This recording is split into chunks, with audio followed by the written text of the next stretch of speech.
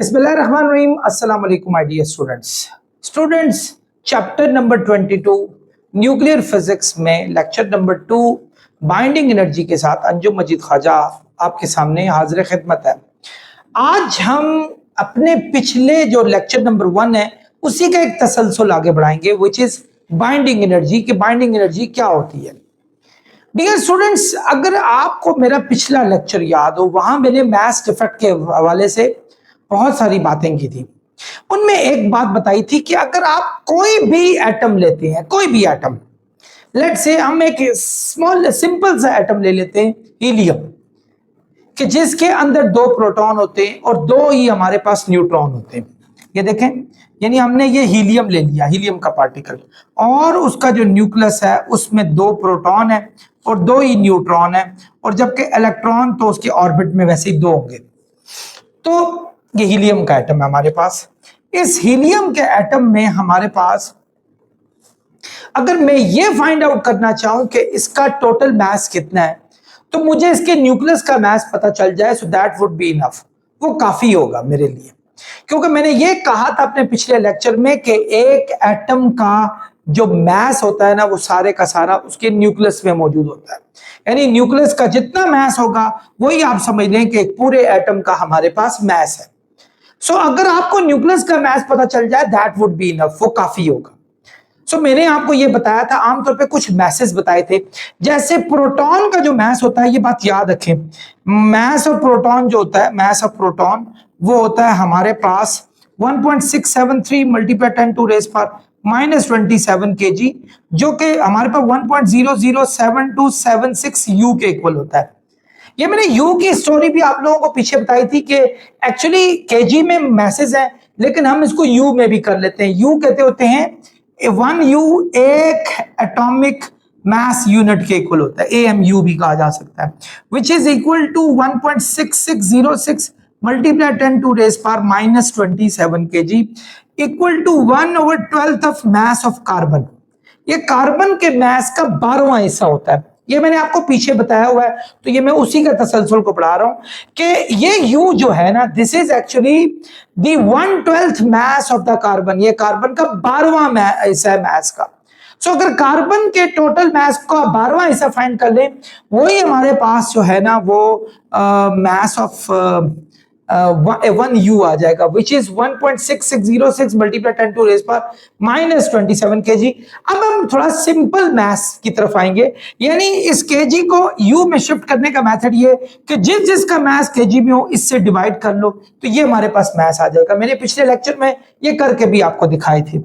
इसी तरह math of neutron जो होता है वो 1.675 मल्टीप्लाई 10 टू रेज पर -27 kg होता है, नियरली इसी के इक्वल होता है, 1.008665 यू के इक्वल होता है। ये अगर हम इसको ऊपर रख के इसे डिवाइड कर लें तो ये हमारे पास रिजल्ट मिलेगा।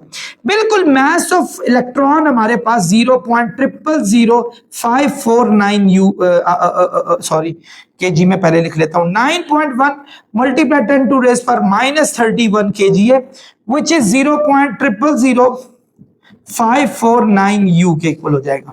ये मैसेज है। मैंने आपको कहा कि अगर आपको इसका मास फाइंड आउट करना हो तो आपको क्या करना पड़ेगा। तो मैंने ये कहा था कि अगर चूंकि एक जो एटम का जो मास होता है वो 99.99% जो होता है वो न्यूक्लियस में ही होता है।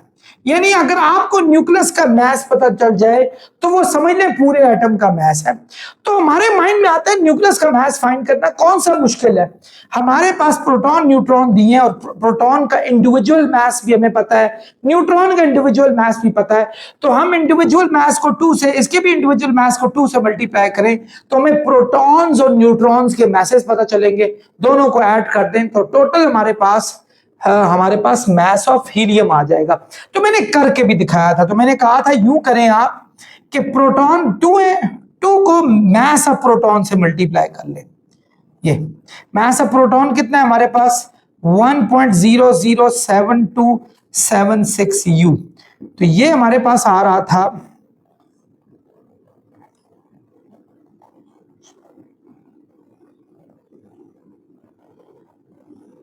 ये आ गया। 2.01455 इसी तरह अगर mass of neutron find out कर लें तो 2 से मल्टीप्लाई करें, मास ऑफ एक न्यूट्रॉन का मास कितना है हमारे पास, ये वाला 1.008665 U, तो ये आ जाएगा हमारे पास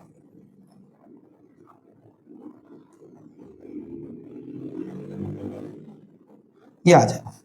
तो अगर मैं इन दोनों को प्लस कर देता हूं दोनों को, इसको भी और इसको भी ऐड कर दूं, तो मेरे पास टोटल मास आ जाएगा। यानी टोटल मास हमारे पास कितना आ गया, टोटल को T से मैंने जाहिर कर दिया, तो मैं दोनों को ऐड कर लेता हूं, तो मेरे पास आ जाएगा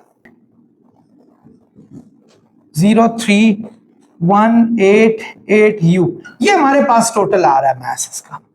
ये किसका मास आ रहा है, इसका, किसका, हीलियम का मास हमारे पास आ रहा है। लेकिन अगर हम इसको किसी मास स्पेक्ट्रोग्राफ से फाइंड आउट करते हैं, यानी एक्चुअल मास निकालते हैं, तो वो ये नहीं होता, इससे थोड़ा सा हमारे पास कम होता है। यानी it's supposed to have this mass, ये मास होना चाहिए, क्योंकि न्यूक्लियस का मास ही एक्चुअली जो है राइट मास है।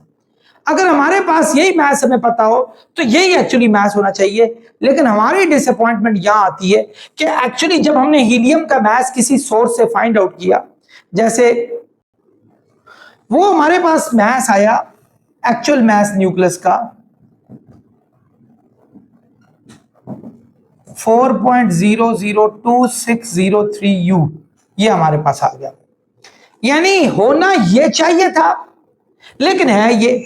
तो इनमें क्लियरली मास डिफेक्ट आ गया। मास डिफेक्ट कहते होते हैं कि जो एक्चुअली टोटल मास हमारे पास होना चाहिए था, उसमें से हम मास ऑफ न्यूक्लियस निकाल लें, ये वाला न्यूक्लियस का मास निकाल लें। तो अगर मैं 4.03188 U में से 4.002603 U माइनस कर देता हूं, तो मेरे पास आ जाता है, ये मेरे स्टूडेंट्स लगे में फाइंड कर लेते हैं फौरन, 0.029277 U। इतना मास जो है ना वो कम पड़ जाता है। तो भाई इतना मास कहां चला गया, यानी ये एक्चुअली होना कितना मास चाहिए था, इसका इतना मास होना चाहिए था, लेकिन इतना मास हमारे पास आ रहा है। तो भाई ये मास जो एक्स्ट्रा गायब हो गया इसमें से, वो कहां चला गया। तो बच्चों अगर मेरा पहला लेक्चर याद हो तो मैंने ये बात बताई थी कि ये जब एटम की फॉर्मेशन होती है ना बच्चों, तो इसके न्यूक्लियस की फॉर्मेशन के लिए अच्छी खासी एनर्जी चाहिए होती है। जैसे अगर फर्ज करो आपको कोई 5 किलो सेब देता है ना, एप्पल्स, यही मैंने आपको पिछले लेक्चर में बताया था कि अगर 5 kg आपको एप्पल्स चाहिए तो आप हाथों में उठा के नहीं ले जाते, तो उसको बाइंड करने के लिए एक एनर्जी चाहिए होती है, और वो एनर्जी आपको शॉपर देता है। आप शॉपर में डालते हैं और आप उसको टाइट करते हैं, तो शॉपर उसको हर जगह से रोक के रखता है बाहर निकलने से। वो बराबर एनर्जी लगाता है कि ताकि आपके जो चीजें वो स्पिल आउट ना हो जाए, दूसरी साइड पर चली जाए, हमारे पास एप्पल ना चले जाए, पानी डाला हुआ तो पानी ना चला जाए। बिल्कुल उसी तरीके से आपका ये न्यूक्लियस है, इसके अंदर प्रोटॉन्स भी हैं, न्यूट्रॉन्स भी हैं। ये they can not reside together. Proton तो रह ही नहीं सकता इकट्ठा, क्योंकि दोनों पे पॉजिटिव चार्ज है। अगर 6 प्रोटॉन हो गए कार्बन वाले, तो वो अच्छे खासे एक दूसरे को वो खींचातानी स्टार्ट कर लेंगे। इसी तरह सोडियम में अगर आप लोगों के इतने ज्यादा इलेक्ट्रॉन्स प्रोटॉन्स है हमारे पास, या इवन क्लोरीन में चले जाए 17 प्रोटॉन्स आ जाते हैं। सो वो कैसे एक दूसरे के साथ रहते, उनको इकट्ठा करके अंदर रखना, उसके लिए एक एनर्जी चाहिए होती है। तो भाई इसी में से थोड़ा सा मास जो है ना, विच इज दिस, जिसको मास डिफेक्ट कहा जाता है, इसको मास डिफेक्ट कहते होते हैं। ये मास डिफेक्ट है। ये मास डिफेक्ट क्या करता होता है, ये एनर्जी में शिफ्ट हो जाता है। ये किस एनर्जी में शिफ्ट होता है, एनर्जी का फॉर्मूला आप लोगों को पता था, E is equal to mc² है। तो ये मास डिफेक्ट डेल्टा एम है, तो डेल्टा mc² है। तो इसकी जो एनर्जी है वो पहले फाइंड आउट कर लें क्या है। इसकी एनर्जी है, पहले आपने मास डिफेक्ट 0.029277 U, और c कहते हैं स्पीड ऑफ लाइट को, विच इज 3 × 10⁸ का स्क्वायर। तो कैलकुलेटर से अगर मैं सॉल्व करूं तो एक चीज आपको यहां बताता जाऊंगा, ये U है ना, आप मैथ्स जब भी डालें ना तो यू में नहीं डालते होते, आपको केजी में डालना पड़ता है, क्योंकि ऑब्वियसली आप फॉर्मूला सॉल्व करें, फॉर्मूला में एसआई यूनिट डाली जाती है। तो एक यू हमारे पास वैसे भी किसके इक्वल था, इसके इक्वल था। सो ई इज इक्वल टू 0.029277 और यू की वैल्यू है 1.6606 मल्टीप्लाई 10 टू रेज पर -27, 3 मल्टीप्लाई 10 टू रेज पर 8 का स्क्वायर आ गया। तो बच्चों ये एनर्जी हमारे पास आ जाएगी,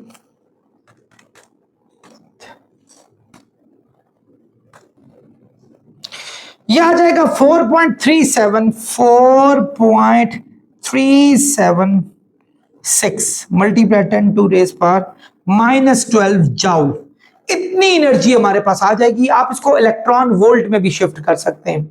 आपको पता है इलेक्ट्रॉन वोल्ट में शिफ्ट करने का मेथड क्या होता है कि आप जिस एनर्जी को इलेक्ट्रॉन वोल्ट में शिफ्ट करना चाह रहे हैं तो उसको डिवाइड करेंगे 1.6 मल्टीप्लाई 10 टू रेज पर -19 कूलम से, तो हमारे पास ये इलेक्ट्रॉन वोल्ट में भी आ जाएगा। सो बल्कि चलें मैं यूं करता हूं कि इसको इलेक्ट्रॉन वोल्ट में 4.376 ये बच्चों बनता है इलेक्ट्रॉन। अगर मैं इसको डिवाइड कर लूं, यानी इस पूरे को डिवाइड 1.6 मल्टीप्लाई 10 टू रेज पर -19 कूलम से कर लूं, तो ये इलेक्ट्रॉन वोल्ट में आएगा 2735000 इलेक्ट्रॉन वोल्ट। तो अगर मेगा इलेक्ट्रॉन वोल्ट में लाऊं तो 6 स्टेप पीछे, 1 2 3 4 5 6, यानी 27.35 मेगा मिलियन इलेक्ट्रॉन वोल्ट भी कह सकते हैं, यानी ये भी हमारे पास आ गया। बच्चों नजर आ रहा है, चेक करें। तो ये हमारे पास एनर्जी रिक्वायर्ड होती है in order to just have these protons and neutrons as a combined shape और इन अ न्यूक्लियस। इनफैक्ट आप इसको न्यूक्लियस में रखने के लिए इतनी एनर्जी आपको रिक्वायर्ड है। तो इतनी एनर्जी कौन देता है? ये इनका ये जो एक्चुअल मास है ना, इसमें से थोड़ा सा मास यूज होता है इस एनर्जी को क्रिएट करने के लिए। वो क्या करता है, इन प्रोटॉन और न्यूट्रॉन को अंदर रखता है। याद रखें ये एनर्जी हमने हीलियम की फाइंड की है, हर एक की डिफरेंट बाइंडिंग एनर्जी हमारे पास होती है। तो बच्चों this is called binding energy. तो बाइंडिंग एनर्जी क्या थी, याद रखें। बाइंडिंग आमतौर पे अगर किसी चीज को होल्ड करने के लिए जितनी एनर्जी चाहिए होगी तो उसको निकालने के लिए भी उतनी ही एनर्जी चाहिए होगी। यानी फर्ज करो मैं अगर एक बच्चा भागता हुआ आ रहा है और मैं उसको रोकने के लिए अगर फर्ज करो मुझे 20 जाउल की एनर्जी चाहिए।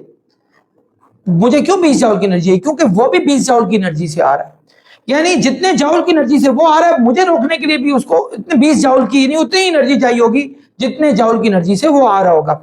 तो अगर इनको रखने के लिए 20 जाउल की एनर्जी चाहिए थी, यानी 27.35 मेगा इलेक्ट्रॉन वोल्ट की एनर्जी चाहिए थी, तो याद रखें इनको आजाद करने के लिए भी इतनी एनर्जी चाहिए होगी। सो बच्चों बाइंडिंग एनर्जी साबित होगी। बाइंडिंग एनर्जी वो एनर्जी होती है जो एक्चुअली न्यूक्लियस को रिक्वायर्ड होती है in order to just take out these particles, these small particles. इन तमाम स्मॉल पार्टिकल्स को उनमें से निकाला जा सके।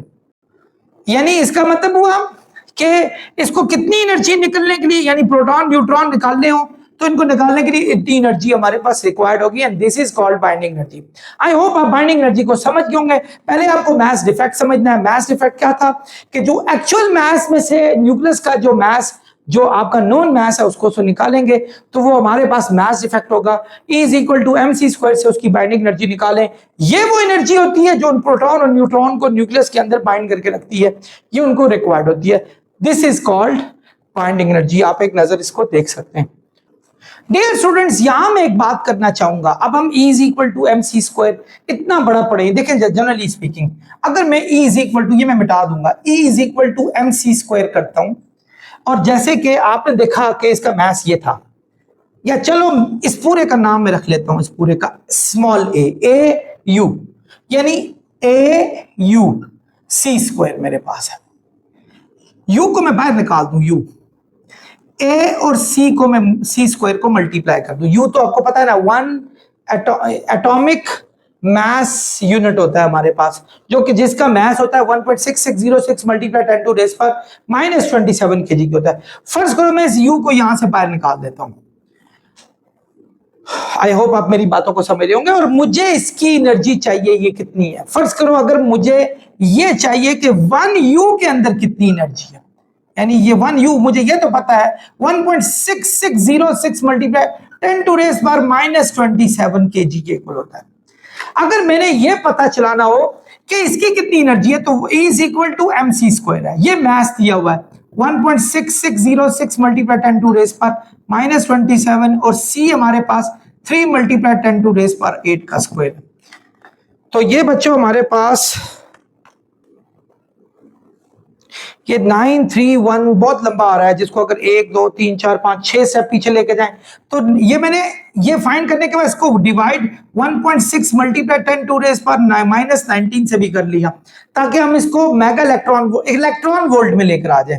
तो ये 931 मेगा इलेक्ट्रॉन वोल्ट आ रहा है तकरीबन। मेगा का मतलब 10 की पावर 6 होता है, याद रखिएगा। यानी इतना इलेक्ट्रॉन वोल्ट अप्रोक्सीमेटली आ रहा है हमारे पास। यानी एक एटॉमिक मास यूनिट के अंदर हमारे पास जो टोटल एनर्जी होती है वो 931 मेगा इलेक्ट्रॉन वोल्ट हमारे पास होती है। बल्कि मेरे स्टूडेंट कह रहे हैं सर 0.5 भी आ रहा था, चलें कुछ इससे कोई फर्क नहीं पड़ता। ये अगर फर्ज करो बजाय इसके कि मैंने ये जो डेल्टा एम जो इतना बड़ा था 0.029277 यू, इसको उठाया और एनर्जी में डाला, फिर यू की वैल्यू लिखी और फिर उसको 1.6 मल्टीप्लाई 10 टू रेज़ पावर -19 से डिवाइड किया, फिर उसको मजीद मैंने 10 की पावर 6 से डिवाइड किया मेगा इलेक्ट्रॉन वोल्ट लाने के लिए। इतना लंबा मैंने प्रोसेस किया। तो अब मैं ये काम करूंगा, मुझे ये पता चल चुका है कि एक एटॉमिक यूनिफाइड मास यूनिट में एक एटॉमिक मास यूनिट का जो टोटल एनर्जी होता है वो 931.5 मेगा इलेक्ट्रॉन वोल्ट के इक्वल होता है। तो सीधा सीधा मास डिफेक्ट को, ये मास डिफेक्ट था ना बच्चों 0.029277 यू, इधर आप ये कर लो कि यू की जगह पर 931.5 मेगा इलेक्ट्रॉन वोल्ट से इसको मल्टीप्लाई कर दो, हमारे पास एनर्जी आ जाएगी सीधी, यानी एनर्जी सीधी सीधी आ जाएगी। सो बजाय इसके कि इसको E is equal to mc square में डालें, क्योंकि हम already E is equal to mc square से वन एटॉमिक जो मास यूनिट जो है उसको ला चुके हैं, विच इज 931.5। सीधा सीधा इस U की जगह पर वो वैल्यू डाल दो तो हमारे पास उसकी बाइंडिंग एनर्जी आराम से आ जाएगी। तो आपके सामने मैं करके देखता हूं ताकि ये बात जो है ना पक्की भी हो जाए कि ये ऐसी ही है, ये आ जाए। तो ये बच्चों ये हमारे पास 27.35 आ रहा है, ये चीज आ गई हमारे पास। तो हम 27.35 मेगा इलेक्ट्रॉन वोल्ट आ रहा है। तो बच्चों नेक्स्ट टाइम हम क्या करेंगे, बजाय E is equal to mc square लगाने के, इतना मुश्किल काम करने के, हमें पता चल चुका है कि एक U के अंदर कितनी एनर्जी होती है 931.5 931.5 mega electron volt. So what do I have to do? I have to substitute this value here, and this mass will be straightly converted to the binding energy that must have in order to produce that binding energy with the help of this defect, mass defect. यानी mass defect से जो हमारे पास पैदा होगी। तो बच्चों ये इसका एक थोड़ा सा हमारे पास लेक्चर था। अभी मैं आपको नेक्स्ट टॉपिक की तरफ जा रहा हूं, आप इसको एक नजर देख सकते हैं। Students, binding energy per nucleon. चंद दिन कबल मेरी एक बच्चे से बात हुई, बल्कि आप यूं करें कि दो कजन्स थे, उनमें से पहले कजन का रिजल्ट अनाउंस हुआ, आई गेस मैट्रिक का रिजल्ट था, यस, और उस बच्चे ने मार्क्स लिए हुए थे 1100 में से 950 समथिंग लिए थे मार्क्स। इसी तरह दूसरा बच्चा जो था ना वो ज्यादा खुश था और उसने 900, कुछ दिनों बाद रावलपिंडी का रिजल्ट आ गया, यानी पहले मैं इस्लामाबाद के रिजल्ट की बात कर रहा हूँ 950s में, दूसरा उसका रिजल्ट आया जब दूसरे उसके भाई दोस्त का, कजन का, तो 970s में आया, and he was happier than a person who got 950s marks in federal board. तो उसका रावलपिंडी बोर्ड में 970s में आया, तो वो ज्यादा खुश था। तो मैंने कहा अच्छा, जब गपशप होती थी तो मैं यही बात किया करता, मैं कहा देखो उसने आपसे जो है ना वो ज्यादा नंबर ले लिए। तो पोल तो तब खुला बच्चों जब बाद में मुझे पता चला कि रावलपिंडी बोर्ड में 1200 में से नंबर थे, जबकि फेडरल बोर्ड में से यही नंबर 1100 में से थे। तो एकदम समझ लें हालात बदल के, अंदाज बदल के, वो जो बच्चा 950s वाला था वो घर वालों को ज्यादा प्यारा होने लगा और 970s वाले की जो वैल्यू वो कम होने लगी, क्योंकि अब पता चला कि एवरेज में तो एक्चुअली वो जो पहले वाला बच्चा है वो दूसरे से तो आगे निकल गया। तो बच्चों यहां भी एक ऐसी कहानी है। फर्ज करो अगर बाइंडिंग एनर्जी पर न्यूक्लियर, द बाइंडिंग एनर्जी हमारे पास हीलियम की अभी हमने 27 पॉइंट सम फाइंड की थी। देखो बच्चों 27 पॉइंट सम थी, 27 पॉइंट सम फाइंड की थी मेगा इलेक्ट्रॉन वोल्ट में। और इसी तरह अगर यानी ये तो मैंने किसकी बताई, हीलियम की। अगर कोई और आ जाए, एक बहुत ही बड़ा पार्टिकल आ जाए, जैसे फर्ज करो हमारे पास आ जाता है कोई और पार्टिकल ले लो, वो कहता है जी मेरी बाइंडिंग एनर्जी जो है वो 40 है, और वो कहता है मेरी बाइंडिंग एनर्जी चूंकि ज्यादा है तो मैं ज्यादा स्टेबल पार्टिकल हूं। याद रखना बाइंडिंग एनर्जी का बहुत ही अहम किरदार होता है स्टेबिलिटी में। आप अंदाजा लगाएं, आप सेब लेने के लिए जाते हैं और आप 5 किलो सेब लेते हैं, आप उसको कहते हैं कि भाई मुझे एक शॉपर में सेब डाल दें, सो दैट इज गुड, वो स्टेबल है, वो सेब उसमें से बाहर निकलेंगे। और लेकिन डर भी होता है कि शॉपर फट ना जाए। अगर वही शॉपर डबल हो जाए तो टेंशन, आप टेंशन के बारे में 9th में पढ़ा हुआ है कि जब दो सेम मतलब आपके पास चीजें हो जाए तो टेंशन आधी आधी बढ़ जाती है दोनों में। तो वो दोनों में टेंशन आधी आधी बढ़ गई और स्टेबिलिटी आ गई, यानी अब वो जो वजन एक शॉपर को उठाना पड़ रहा था अब दो शॉपर को उठाना पड़ गया, स्टेबिलिटी आ गई। अगर उसको 3 शॉपर उसके ऊपर डाल दिए जाए, रैप अप कर दिए जाए, so you gonna see the more stability in that particular amount of apples, नहीं आपको ज्यादा अच्छी स्टेबिलिटी नजर आएगी। ऐसा ही होता है ना बच्चों। तो इसी तरह बाइंडिंग एनर्जी एक बहुत ही, क्योंकि बाइंडिंग एनर्जी का क्या काम होता है, टू होल्ड ऑल दो स्मॉल पार्टिकल्स, यानी उन प्रोटॉन्स को न्यूट्रॉन्स को होल्ड करके रखना। तो वो जितनी ज्यादा एनर्जी से होल्ड करके रखेंगे उतना स्टेबल पार्टिकल होगा और इतने आराम से प्रोटॉन और न्यूट्रॉन नहीं निकल सकेंगे, या प्रोटॉन और न्यूट्रॉन के आपस में रिएक्शन से कोई ऐसी चीज निकल आए, उनकी एक्साइटमेंट से कोई ऐसी चीज निकल आए, ऐसा मुमकिन नहीं होगा, क्योंकि उनको बड़े अच्छे तरीके से समझो 2-3 शॉपर उसके ऊपर लगा दिए गए, मुश्किल होगा उसमें से निकला। जितनी बाइंडिंग एनर्जी कम हो जाएगी। लेकिन क्या ये बात सच है? तो बच्चों ये बात भी किसी हद तक सच नहीं है, क्योंकि बाइंडिंग एनर्जी का रोल जरूर होता है लेकिन पर न्यूक्लियॉन को भी लाजमी जिक्र करना पड़ता है। ठीक है, यहां मैं कोई स्टैट रखता हूं फिर आपको थोड़ा समझाने की कोशिश करता हूं। ये देखें स्टूडेंट्स, आपके सामने एक स्टैट है। जैसे देखें ये ड्यूट्रियम है, ये न्यूक्लियस है। न्यूक्लियस जो हमारे पास, जैसे ये ड्यूट्रियम है, ये हीलियम, कार्बन, आयरन हो गया, ये लेड हो गया, प्लम्बम भी कह सकते हैं लैटिन वर्ड में, और इसी तरह ये यूरेनियम हो गया। ये इनकी टोटल बाइंडिंग एनर्जी। आप जरा गौर से देखें, क्या बाइंडिंग एनर्जी, अब यहां सबसे ज्यादा देखें बाइंडिंग एनर्जी किसकी है, प्लम्बम की, यानी लेड की। लेड की कितनी है, 1622, बल्कि यूरेनियम की इससे भी ज्यादा है। तो क्या हम इसको स्टेबल एटम मान लेंगे? हम ये कह देंगे कि इसकी इतनी बाइंडिंग एनर्जी है कि बहुत मुश्किल होगा कि इसके अंदर से प्रोटॉन्स का और किसी भी पार्टिकल का डिके हो सके। सो ऐसा मुमकिन नहीं है। बाइंडिंग एनर्जी ही हर वक्त डिस्कस नहीं करती, ये binding energy per nucleon discuss करती है। अगर बाइंडिंग एनर्जी पर न्यूक्लियॉन को देखा जाए तो सबसे अच्छी बाइंडिंग एनर्जी पर न्यूक्लियॉन हमारे पास है आयरन की। हम ये कह सकते हैं कि आयरन इस वक्त दुनिया का सबसे ज्यादा स्टेबल एटम है, यानी जो इतने आराम से उसकी बाइंडिंग एनर्जी जो है वो कोलैप्स नहीं कर सकती। तो इन तमाम चीजों से हम एक कंक्लूजन की तरफ आते हैं कि binding energy is not the only important thing to understand, but binding energy per nucleon is the important thing. ये हमारे पास सबसे इंपॉर्टेंट चीज है। भाई न्यूक्लियॉन क्या होता है और बाइंडिंग एनर्जी पर न्यूक्लियॉन क्या चीज है?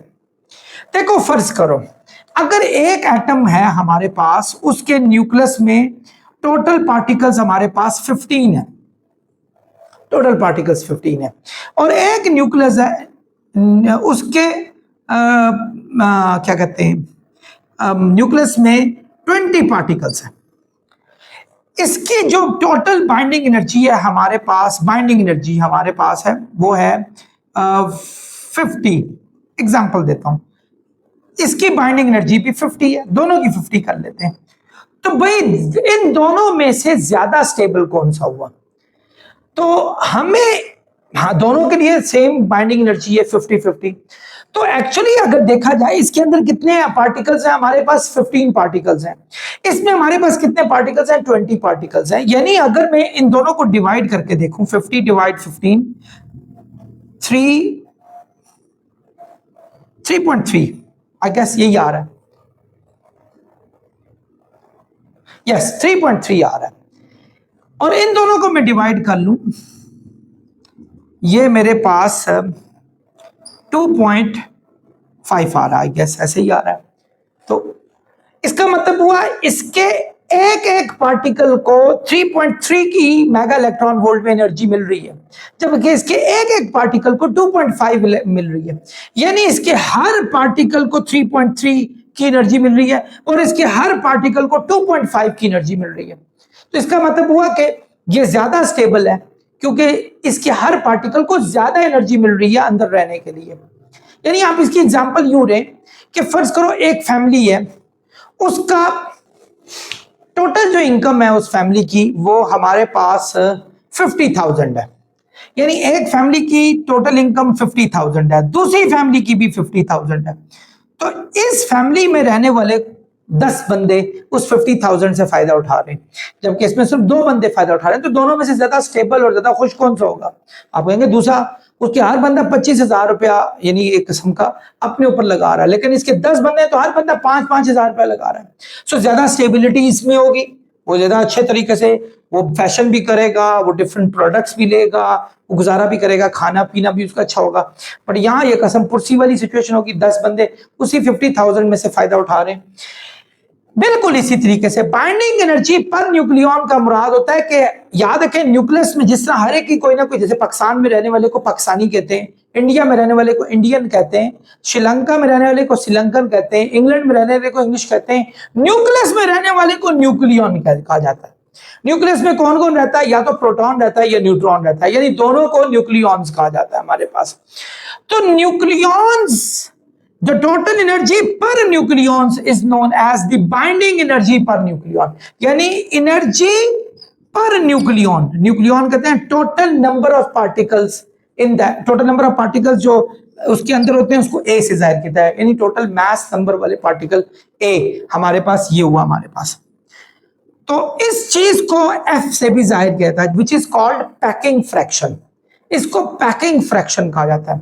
अब यहां से अंदाजा हुआ कि यूरेनियम के, बेशक यूरेनियम की टोटल बाइंडिंग एनर्जी बहुत है भाई, इधर देखें तो सही, उसके पार्टिकल भी तो 235 है उसके अंदर मौजूद, यानी 235 पार्टिकल को 1785 मेगा इलेक्ट्रॉन वोल्ट की जो बाइंडिंग एनर्जी है वो चाहिए भी हमारे पास है। लेकिन अगर हम उसको एक पार्टिकल का फाइंड करें, यानी इसको 235 से डिवाइड कर लें, तो ये 7.6 मिलती है। इसका मतलब हुआ उसके एक एक पार्टिकल को सिर्फ 7.6 मेगा इलेक्ट्रॉन वोल्ट एनर्जी मिल रही है। लेकिन इसके बरक्स अगर आप आयरन देखें सिर्फ 486.24 है, तो ये हमारे पास सिर्फ 56 पार्टिकल्स को इतनी मिल रही है। तो अगर हम इन दोनों को डिवाइड कर लें तो हमारे पास 8.68, दैट शोज कि सबसे अच्छी स्टेबल पार्टिकल हमारे पास आयरन है। It's not an easy job to break the nucleus of iron because it has got very good binding energy per nucleon. So binding energy per nucleon matters, ठीक है, इस बावजूद इसके। तो आई होप आप इस छोटे से लेक्चर को समझ गए होंगे। तो बाइंडिंग एनर्जी पर न्यूक्लियॉन का फार्मूला, टोटल एनर्जी हमारे पास, सॉरी इसको पैकिंग फ्रैक्शन भी कहा जाता है। तो टोटल एनर्जी पर हमारे पास जो ए है, ए कहते होते हैं टोटल नंबर ऑफ न्यूक्लियॉन्स। और एक बात तो आपको पता है कि एनर्जी का फार्मूला होता है E is equal to mc² over A. तो m कहते हैं मैस। ये कौन सा मैस है? ये मैस डिफेक्ट है हमारे पास। मैस डिफेक्ट कैसे फाइंड आउट किया जाता है? ये मैंने अभी आपको थोड़ी देर पहले बताया था कि टोटल मैस, जो प्रोटॉन का मैस होता है, प्रोटॉन का Z, प्रोटॉन का मैस, और न्यूट्रॉन का मैस A में से Z माइनस करें Mn, और उसमें से मास ऑफ न्यूक्लियस माइनस करें, ठीक है, और उसको C² से मल्टीप्लाई करें और divide total number of nucleons करें, तो आपकी पैकिंग फ्रैक्शन या total binding energy per nucleon हमारे पास आ जाएगी। होप आप लोगों को ये सारी बातें समझ आ गई होंगी। डियर स्टूडेंट्स, अब हम आते हैं बाइंडिंग एनर्जी कर्व की तरफ। ये देखें आपके सामने मैंने बाइंडिंग एनर्जी कर्व को डिस्कस किया हुआ है एक ग्राफ की शक्ल में।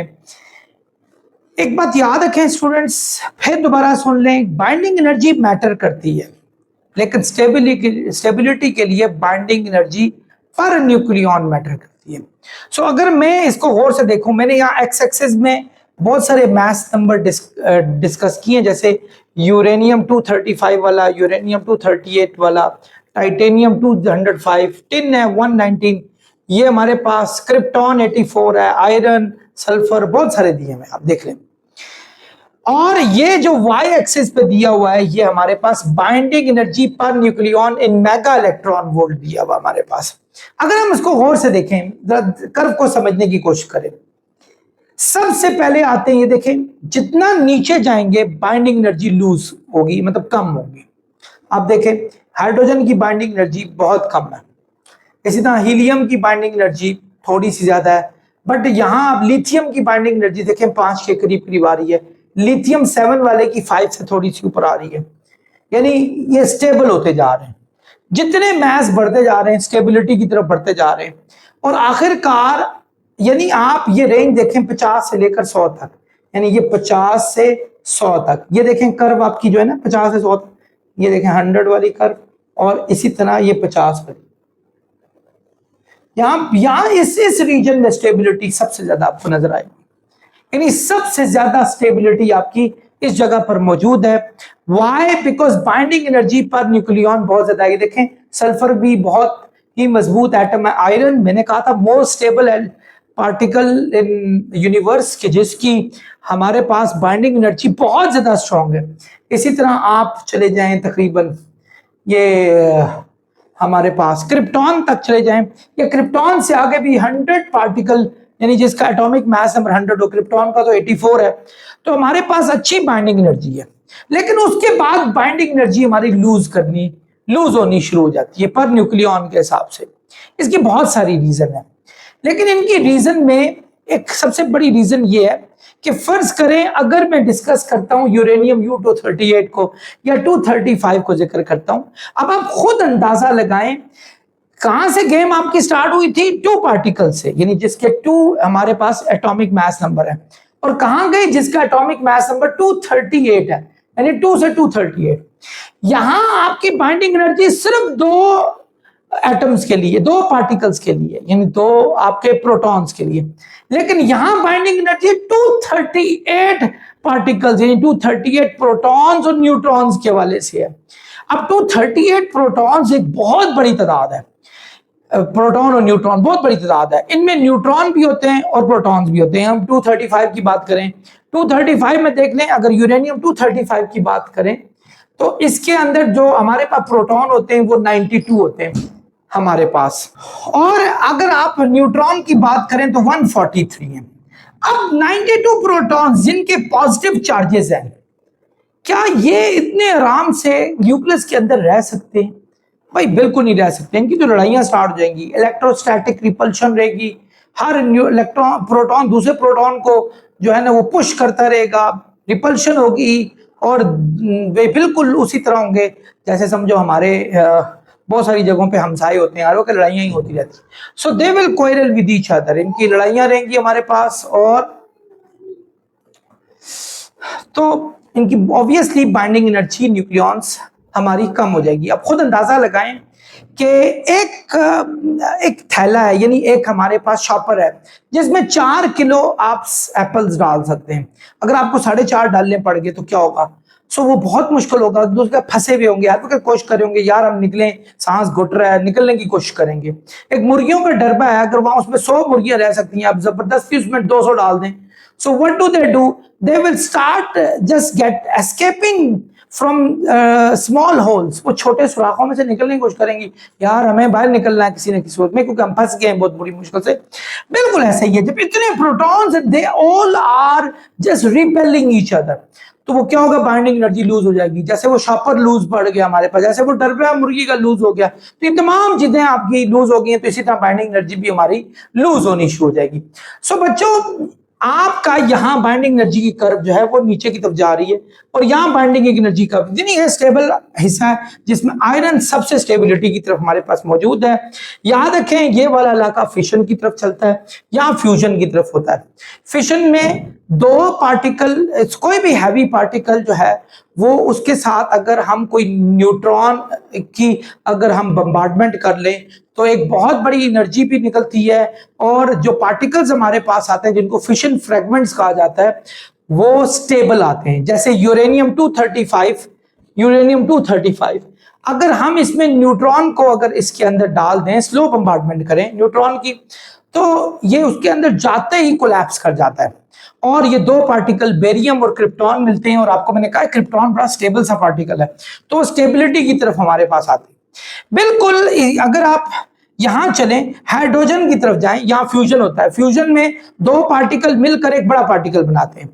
अब देखें इसकी अपनी बाइंडिंग एनर्जी कितनी कम है। यहां यूरेनियम 235 की बाइंडिंग एनर्जी कम थी, लेकिन जो उससे फिशन फ्रेगमेंट्स जो मिले हमारे पास, जो पार्टिकल्स मिले वो पार्टिकल हमारे पास ज्यादा स्टेबल थे हमारे पास। यहां भी ऐसे ही होगा जब अगर हम एक हाइड्रोजन को हाइड्रोजन के साथ बम्बार्ड कराते हैं और उनको मिक्स करके एक फ्यूजन रिएक्शन क्रिएट करने की कोशिश करते हैं। याद रखें ये इतनी आसानी से फ्यूजन रिएक्शन नहीं होता, इसके लिए बहुत बड़ी एनर्जी रिक्वायर्ड होती है। तो वो जब हीलियम बने हमारे पास, ये देखें, तो उनकी बाइंडिंग एनर्जी ज्यादा बेहतर होती है as compare to this one. So ये था बच्चों इसका एक जायजा। बाइंडिंग एनर्जी जो है वो मैटर करती है, but binding energy per nucleon सबसे ज्यादा मैटर करती है। So higher is the binding energy per nucleon, more is the stability in the atom. तो स्टूडेंट्स आई होप आप लोगों ने लेक्चर को अच्छे तरीके से समझा होगा। नेक्स्ट लेक्चर तक आप लोगों से इजाजत चाहूंगा। अपना बहुत ख्याल रखिएगा। अस्सलाम वालेकुम।